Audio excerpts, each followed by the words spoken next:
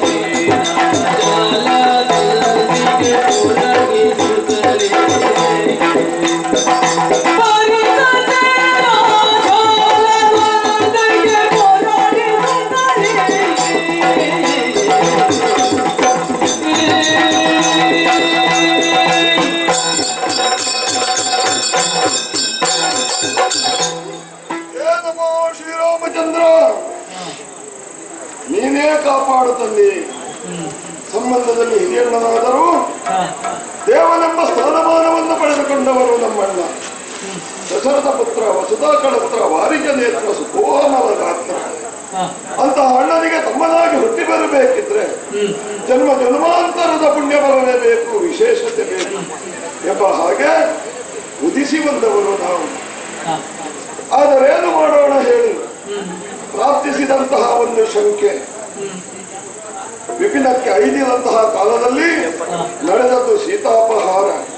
ಮರಳಿ ಪಡೆಯಲು ಸುಖವಾಗಿ ಲಂಕಾಪುರ ಪ್ರವೇಶ. ಅಲ್ಲಿರುವಂತಹ ದಾನವರನ್ನು ಸಂಹರಿಸಿ ರಾವಣಾದಿ ದೈತ್ಯರನ್ನು ಕೊಂದು ಸೀತೆಯನ್ನು ಮರಳಿ ತಂದರು. ನಿಜ ಪಟ್ಟಾಭಿಷೇಕ ನಡೆಯಿತು. ಆದರೆ ಅಣ್ಣದೇವರ ಮನಸ್ಸಿನಲ್ಲಿ ಶಂಕೆಯನ್ನು ಮೂಡಿ ಬಂತು. ಬ್ರಾಹ್ಮಣನಾದಂತಹ ರಾವಣನನ್ನು ಕೊಂದ ಕಾರಣ ಬ್ರಹ್ಮಹತ್ಯಾ ದೋಷ ನನ್ನನ್ನು ಬಾಧಿಸ್ತಾ ಇದೆಯೇ ಅನ್ನುವುದು ಶಂಕೆ. ಹಿರಿಯರೆಲ್ಲ ಹೇಳಿದ್ರು, ದೇವರ ದೇವೋತ್ತಮನಾದಂತಹ ನಿನಗೆ ಪಾಪದ ಭೀತಿ ಉಂಟೆ ಹೀಗೆ ಹೇಳಿಕೊಂಡ್ರು. ಆದರೂ ಶಂಕೆ ಬಂದದ್ದು ತಪ್ಪಲ್ಲವಲ್ಲ. ಶಂಕಾ ನಿವಾರಣಾರ್ಥವಾಗಿ ಕೈಗೊಂಡಂತಹ ಅಶ್ವಮೇಧ ಕೇವಲ ಇದೊಂದೇ ಉದ್ದೇಶವಲ್ಲ. ಕೇವಲ ಧರೆಯ ಮೇಲಿನ ಕಪ್ಪವನ್ನು ಸಂಗ್ರಹಿಸುವುದಕ್ಕೋ ಶಂಕೆಯ ನಿವಾರಣೆಗೂ ನಡೆದಂತಹ ಅಶ್ವಮೇಧವಲ್ಲವಿದು. ನಮ್ಮಪ್ಪನಾದಂತಹ ದಶರಥ ಚಕ್ರವರ್ತಿಗೆ ಮನಸ್ಸಿನಲ್ಲಿ ಒಂದು ಆಶೆ ಇತ್ತು, ರಾಮರಾಜ್ಯದ ಸವಿಯನ್ನು ಕಾಣಬೇಕು. ಅಂತಹ ಸವಿಯನ್ನು ಅನ್ನೋದನ್ನು ತೋರಿಗೊಳಿಸುವುದಕ್ಕಾಗಿ ರಾಮಾಶ್ವಮೇಧವನ್ನು ಕೈಗೊಂಡಿದ್ದೇವೆ. ಆದರೆ ದೀಕ್ಷಾಬದ್ಧನಾಗಿ ಕುಳಿತಂತಹ ನಮ್ಮಣ್ಣ ತುರಗದ ಬೆಂಗಾವಲಿಗೆ ಯಾರನ್ನು ಕಳುಹಿಸೋಣ ಅನ್ನೋ ಜಿಜ್ಞಾಸೆ ಮೂಡಿ ಬಂದಾಗ ಎದ್ದು ಹೋಗಿ ಅಭೀಷ್ಟವನ್ನು ತೋಡಿಕೊಂಡೆ ನಾನು. ಖ್ಯಾತನಾದನು ಭರತ ನಂದಿ ಗ್ರಾಮದಲ್ಲಿ ಜಟಾವಳ್ಕಲಧಾರಿಯಾಗಿ 14 ವರ್ಷ ಜೀವನವನ್ನು ಸಾಗಿಸಿದ. ನಿನ್ನ ಪಾದುಕೆಯನ್ನು ಶಿರದಲ್ಲಿ ಹೊತ್ತು ತಂದು ಸಿಂಹಾಸನದ ಮೇಲಿಟ್ಟು ಆ ಮೂಲಕವಾಗಿ ಜನ್ಮವನ್ನು ಸಾರ್ಥಕಪಡಿಸಿಕೊಂಡ. ಭ್ರಾತೃಪ್ರೇಮದ ಪ್ರತಿಮೂರ್ತಿ ಎಂಬ ನಿಗಳತೆಯನ್ನು ಪಡೆದ. ವಿಪಿನಕ್ಕೆ ಹೋಗುವಂತಹ ಸಂದರ್ಭ ತಮ್ಮನಾದಂತಹ ಲಕ್ಷ್ಮಣನೂ ಜೊತೆಯಾಗಿ ಹೋದ. 14 ವರ್ಷ ಅಣ್ಣನನ್ನು ಸೇವಿಸಿದ. ಆ ಮೂಲಕವಾಗಿ ತನ್ನ ಜೀವನವನ್ನು ಸಾರ್ಥಕಪಡಿಸಿಕೊಂಡ. ಜೀವನದಲ್ಲಿ ಅವಕಾಶ ವಂಚಿತ ಅಂದ್ರೆ ನನಗೆ ಯಾವ ಕ್ಷೇತ್ರದಲ್ಲೂ ಒಳ್ಳೆ ಅವಕಾಶ ಸಿಗಲಿಲ್ಲ. ಆದ್ದರಿಂದಲೇ ಅಣ್ಣನಲ್ಲಿ ನೇರವಾಗಿ ಹೋಗಿ ಕೇಳಿಕೊಂಡೆ, ಯಾತಕ್ಕೂ ಸಲದವನೇ ನಾನು, ಯಾಕೆ ನನಗೆ ಅವಕಾಶ ಇಲ್ಲ ಎಂಬ ಹಾಗೆ ಕೇಳಿದಾಗ, ನಿನ್ನ ಮೇಲಿನ ಅತಿಯಾದ ಪ್ರೀತಿಯೇ ನಿನ್ನನ್ನು ಕರೆದು ಕಳಿಸುವುದಕ್ಕೆ ಕಾರಣ ಆಗಲಿಲ್ಲ ಮಗು. ಆದ್ದರಿಂದ ನೀನು ಬಲಹೀನನೆಂಬುದಾಗಿ ಅಲ್ಲ ಎಂಬ ಹಾಗೆ ಹೇಳಿ ನನಗೆ ಆಜ್ಞೆಯನ್ನು ಕೊಟ್ಟ. ತುರಗದ ಬೆಂಗಾವಲಿಗೆ ಹೋಗು, 56 ದೇಶಗಳನ್ನು ಸಂಚರಿಸಿ ರಾಮರಾಜ್ಯದ ಸವಿಯನ್ನವರಿಗೆ ಮೂಡಿಸಿ ಕಪ್ಪ ಸ್ವಾಧೀನವನ್ನು ಮಾಡಿಕೊಂಡು ಬಾ ಹೀಗೆ ಹೇಳಿದಾಗ ತುರಗವನ್ನು ಸಿಂಗರಿಸಿಕೊಂಡು ದೇಶ ದೇಶಾಂತರಗಳಿಗೆ ಸಂಚರಿಸಿ ಕಪ್ಪವನ್ನು ಸಂಗ್ರಹಿಸಿದೆವು. ಹೋದದ್ದಲ್ಲಿ ಮತ್ತೆ ನಾವು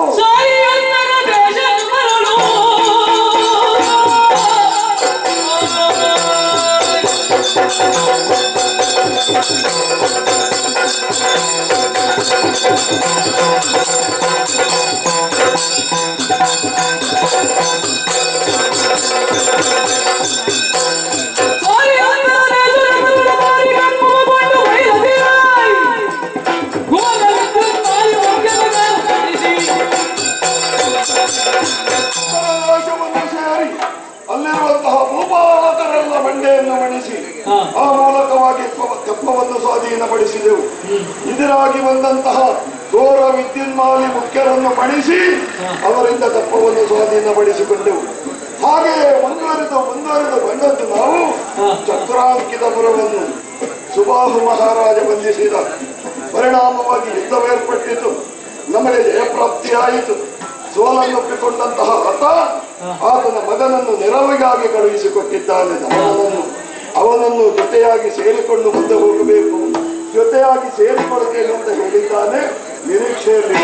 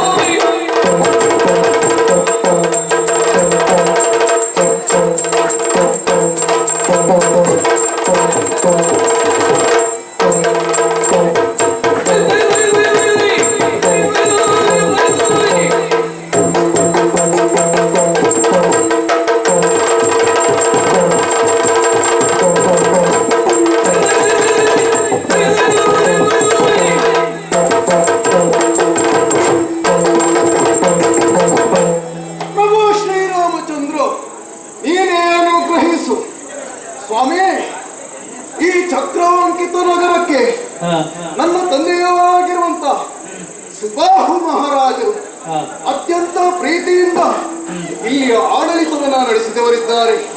ಹಾಗೆಯೇ ಪ್ರಾಯ ಪ್ರಬುದ್ಧನಾದಂತ ಆತನ ಮುದ್ದಿನ ಸುಕುಮಾರ ಈ ಧವನ ಇಲ್ಲಿಯ ಪೀಠವನ್ನ ಏರಿದ್ದೇನೆ. ಸ್ವಾಮಿ, ಕೇವಲ ಪೀಠವನ್ನ ಏರಿದರೆ ಸಾಕಾಗುತ್ತದೆ, ಆಮೇಲೆ ಅಲ್ವಾ ತಲೆ ಬಿಸಿಯು ಸ್ವಾಮಿ. ಆದರೆ ಆ ನೆಲೆಯಲ್ಲಿ ನನಗೆ ಅಂತದ್ದೇನು ತಲೆ ಬಿಸಿ ಇಲ್ಲ ಸ್ವಾಮಿ. ಯಾಕಂದ್ರೆ ತಳಗಟ್ಟೆ ಎನ್ನುವುದು ಸರಿಯಾಗಿ ಇದ್ರೆ ಕಟ್ಟಡವನ್ನು ಹೇಗೆ ಬೇಕಾದರೂ ನಿರ್ಮಿಸಬಹುದು. ಹಾಗೆ ನನ್ನ ತಂದೆಯರಾಗಿರುವಂತಹ ಸುಬಾಹು ಮಹಾರಾಜರು ದಕ್ಷ ನಿರ್ದೇಶನದಲ್ಲಿ ಇಲ್ಲಿಯ ಆಡಳಿತವನ್ನು ಸುವ್ಯವಸ್ಥಿತವಾಗಿ ನಡೆಸಿದವನು ನಾನಿದ್ದೇನೆ ಸ್ವಾಮಿ. ಆದರೆ ನನ್ನ ಆಡಳಿತವನ್ನ ಇವರೆಷ್ಟು ಒಪ್ಪಿಕೊಳ್ಳುತ್ತಾರೆ, ನನ್ನ ಪ್ರಜೆಗಳು ನನ್ನನ್ನು ಎಷ್ಟು ಒಳ್ಳೆ ರೀತಿಯಲ್ಲಿ ನೋಡಿಕೊಳ್ಳುತ್ತಾರೆ ಎನ್ನುವುದು ಸಂಶಯ ಮೂಡಲಿಕ್ಕಿಲ್ವೇ ಸ್ವಾಮಿ. ಅದಕ್ಕಾಗಿ ನನ್ನ ಭಟರನ್ನ ನನ್ನ ರಾಜ್ಯದ ಎಕ್ಕಲಗಳಿಗೆ ಕಳಿಸಿದ್ದೇನೆ. ಅವರು ಅಡಿಗಡಿಗೆ ಬಂದು ವಿಚಾರವನ್ನು ಅರಿತಾ ಇದ್ದಾರೆ ಸ್ವಾಮಿ. ಒಳ್ಳೆ ರೀತಿಯಾದಂತಹ ರಾಜಕೀಯವನ್ನು ನಾನು ನೀಡುತ್ತಾ ಇದ್ದೇನಂತೆ. ಹಾಗೆ ನಾವು ಕೊಡುವಂತಹ ಉದ್ಯೋಗಾವಕಾಶ, ನಾವು ಕೊಡುವಂತಹ ಸವಲತ್ತುಗಳು ಕೆಟ್ಟ ಸಮಯದಲ್ಲಿ ಅಲ್ಲಿ ಸೇರ್ತಾ ಇದೆ ಅಂತೆ.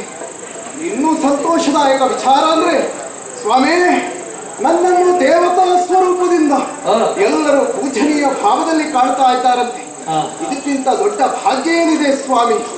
ಸ್ವಾಮಿ, ಹೀಗೆ ಸಂತೋಷದ ದಿನವನ್ನ ಕಳೆಯುವಂತಹ ಹೊತ್ತಿನಲ್ಲಿ ನಮ್ಮ ನಾಡಿಗೊಂದು ತುರಗ ಪ್ರವೇಶ ಮಾಡಿತ್ತು ಸ್ವಾಮಿ. ತುರಗವನ್ನ ಸಾಮಾನ್ಯ ತುರಗ ಎಂದು ಭಾವಿಸುವ ಹಾಗಿಲ್ಲ. ಪೂಜಿಸಲ್ಪಟ್ಟಂತಹ ತುರಗ, ಅಶ್ವಮೇಧದ ತುರಗ ಎನ್ನುವುದರಲ್ಲಿ ಯಾವುದೇ ಸಂಶಯವಿಲ್ಲ. ಅದರ ಹಣೆಯಲ್ಲಿ ಬಿಗಿದಿಪ್ಪ ಲೇಖನವನ್ನು ನಾನು ವಾಚಿಸಿದೆ ಸ್ವಾಮಿ.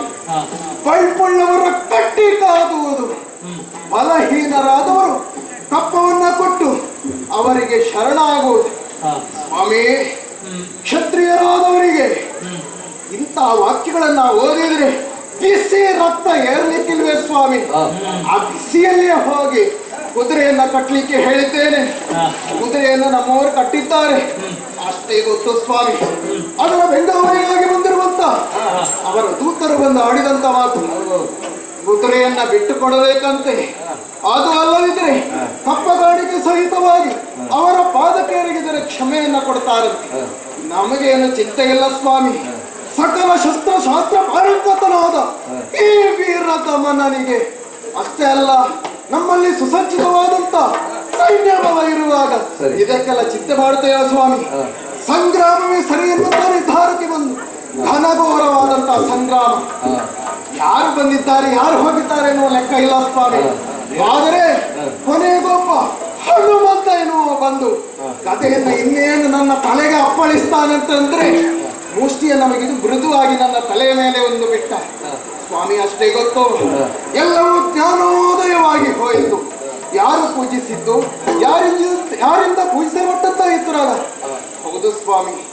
ಸಾಕೇತ ಪುರದಧಿಕಾರಿಯಾಗುವಂತ ಶ್ರೀರಾಮಚಂದ್ರಮ ತನ್ನಗೆ ಬ್ರಹ್ಮಹತ್ಯಾ ದೋಷ ಬಂತು ಎನ್ನುವಂತ ಶಂಕೆಗೆ ಒಳಪಟ್ಟು ಎಲ್ಲವನ್ನು ನಿರ್ವಿಘ್ನವಾಗಿ ನೆರವೇರಿಸಬೇಕು ಎನ್ನುವಂತ ನೆಲೆಯಲ್ಲಿ ತುರಗವನ್ನು ಕಳಿಸಿದ್ದಾನಂತೆ. ಈ ವಿಚಾರವನ್ನು ತಿಳಿದಂತ ನಾನು ತಂದೆಯವರಿಗೆ ವಿಷಯವನ್ನು ಅರುಹಿ ಅಪ್ಪ ಕಾಣಿಕೆ ಸಹಿತರಾಗಿ ಆತನ ಮುಂಭಾಗಕ್ಕೆ ಹೋಗಿ ನಮ್ಮದು ಮಹಾಪರಾಧವಾಯಿತು, ಕ್ಷಮಿಸಬೇಕು ಎಂದು ಹೇಳಿದೆ. ಅಷ್ಟೇ ಹೇಳಿದ್ದೆ. ಅವರು ತುಂಬಾ ಸಂತೋಷದಿಂದ ನಮ್ಮನ್ನು ಮನಿಸಿದ್ದಾರೆ. ಅಷ್ಟೇ ಅಲ್ಲ, ಆ ಹೊತ್ತಿನಲ್ಲಿ ನಾನೊಂದು ಅವರಲ್ಲಿ ನಿವೇದನೆಯನ್ನು ಮಾಡಿಕೊಂಡೆ. ಸ್ವಾಮಿ, ಇಷ್ಟು ದೊಡ್ಡ ಕಾರ್ಯಕ್ರಮ ಆಗ್ತಾ ಇದೆ, ಕಥಾನಿಗಳು ನೀವೆಲ್ಲರೂ ಶ್ರೀರಾಮನ ಸೇವೆಯಲ್ಲಿ ಭಾಗಿಗಳಾಗಿದ್ದೀರಿ, ಹಾಗಾದ್ರೆ ನಮಗೊಂದು ಅವಕಾಶ ಕೊಡ್ತೀರಾ ಅಂತ ಕೇಳಿ ಸಕಲ ಸೇನೆಯನ್ನು ನಿಮಗೆ ಒಪ್ಪಿಸ್ತೇನೆ. ಹಾಗೆ ನಿಮ್ಮ ಕುದುರೆಯನ್ನ ಬೆಂಗಳೂರಾಗಿ ಬರ್ತೀರಿ ಎನ್ನುವಂತ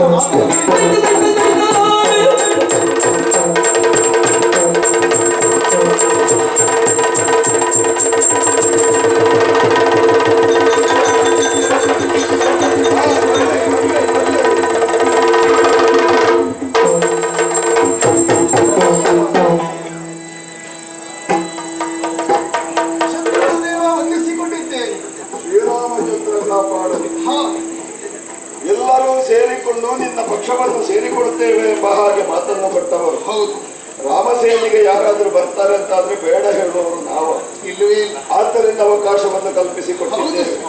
ರಾಮಸೇವಾ ದುರಂಧರರಾಗಿ ನಾವು ಮುಂದುವರಿಯಬೇಕಾದಂತಹ ಪ್ರಮೇಯ ಸಾಗಿ ಬಂದು ಬಂದು ಬಂದು ನಾವು ನಿಂತಹ ಪ್ರದೇಶ ಇದು ಶರದಿಯ ತಟವಲ್ವೇ? ಹೌದು. ಈ ಶರದಿಯ ತಟಕ್ಕೆ ಬಂದಾಗ ನಮ್ಮದಾದಂತಹ ಕುದುರೆ ಕಾಡೆಯಾಗಿ ಹೋಯಿತು.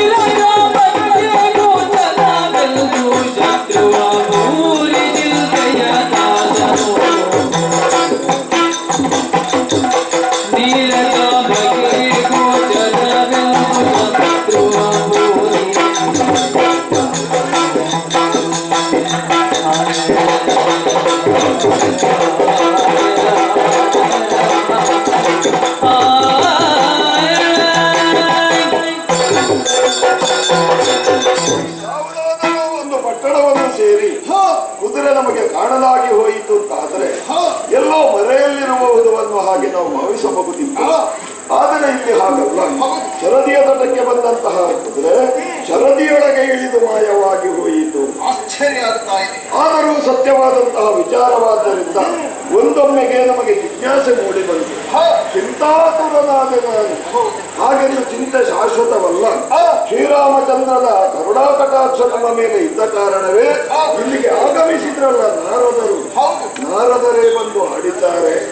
ಹೋದಂತಹ ಕುದುರೆ ಮಾಯಾಪುರವನ್ನು ಸೇರಿಕೊಂಡಿದೆ. ಅದನ್ನು ಆಳುವವರನ್ನು ವಿರೋಧಿಸಿ ವಿಚಾರಿಸಿ ಕುದುರೆಯನ್ನು ಸ್ವಾಧೀನೀಕರಿಸಿಕೊಳ್ಳಬಹುದು. ಹಾಗಿದ್ರೆ ಹೇಗೆ ಹೋಗೋಣ? ವರುಣ ಮಂತ್ರವನ್ನು ಉಪದೇಶ ಮಾಡಿದ್ದಾರೆ. ಎಲ್ಲರೂ ಜಪಿಸುತ್ತಾ ಶರದಿಗೆ ಇಳಿಯೋಣ.